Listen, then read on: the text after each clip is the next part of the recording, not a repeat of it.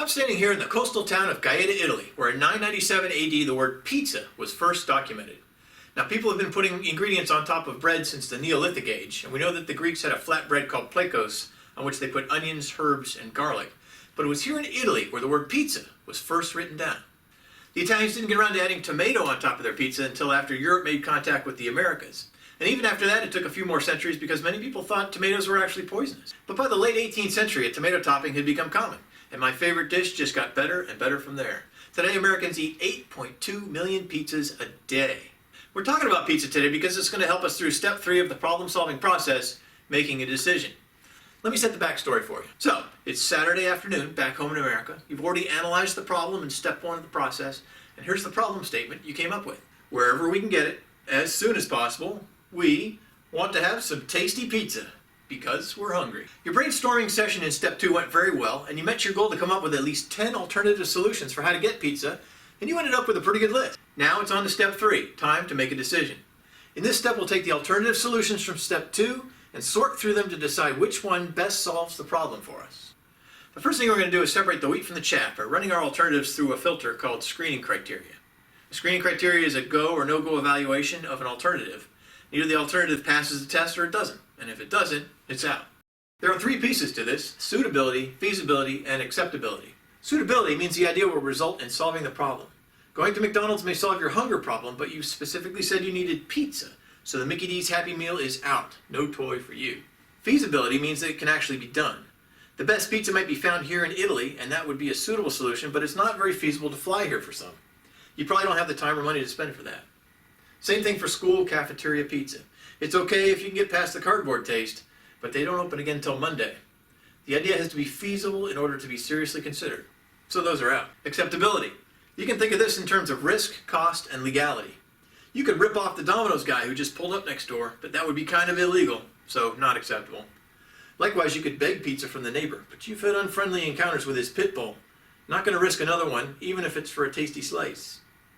And there's no way we're eating that mystery pizza in the fridge left over from movie night 2 weeks ago. That's just nasty. Somebody should throw it out. Screening criteria helps ensure that any idea that we consider seriously is going to be suitable, feasible, and acceptable. And as you can see, we've narrowed our list of 10 ideas down to 4 good candidates. Now we just have to choose among those 4. Today we use something called decision matrix analysis, or grid analysis, or Pew matrix analysis, or multi-attribute utility theory. Take your pick, it all amounts to the same thing. So start by coming up with some evaluation criteria that we can use to compare the different options. Evaluation criteria are things that each option might have more or less of that matter to you, and should be quantifiable if at all possible. For example, you might say that since you're hungry, the quicker you get pizza the better. And you can measure this criteria in time, the number of minutes before hot pizza enters your face. Another evaluation criteria we can use is cost. The cheaper the better, right?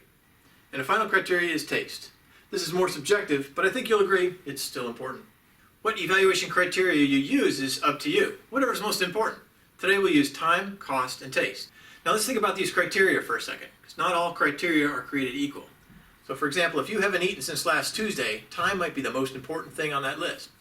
If you ate 5 minutes ago, maybe not so much. So give each criteria a weighted score from 1 to 5. The higher the number, the more important that criteria is to you. So we're going to say we're medium hungry, so time is a 3, and kind of poor, so cost is a 4, but as a pizza connoisseur, taste is crucial, so let's give that a 5. Now with all these options, criteria, and numbers, things are getting a little cumbersome, so let's get organized by making a matrix. Stick your alternatives into a column on the left side, and list your evaluation criteria across the top.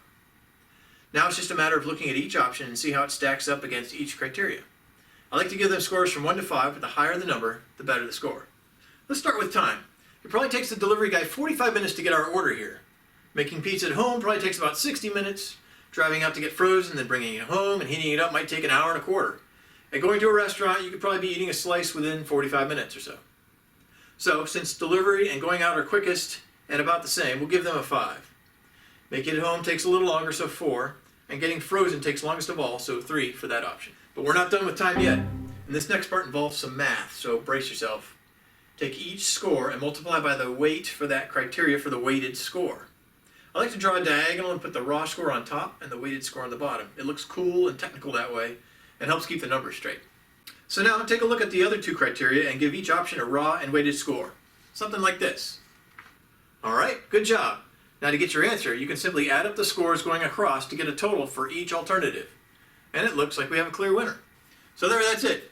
You've successfully taken a large volume of possible solutions at the beginning of step 3, applied some screening criteria to ensure anything we seriously consider is suitable, feasible, and acceptable, then came up with some evaluation criteria, ranked that criteria by importance, and then added up the numbers, and now we have a decision. And I'm pleased to say, we're going out for pizza. But that means 2 things more. First, now we're ready for step 4, where we turn our decision into action. And second, well, we have another problem to solve. What kind of pizza do you want? Thanks for watching. 这就看。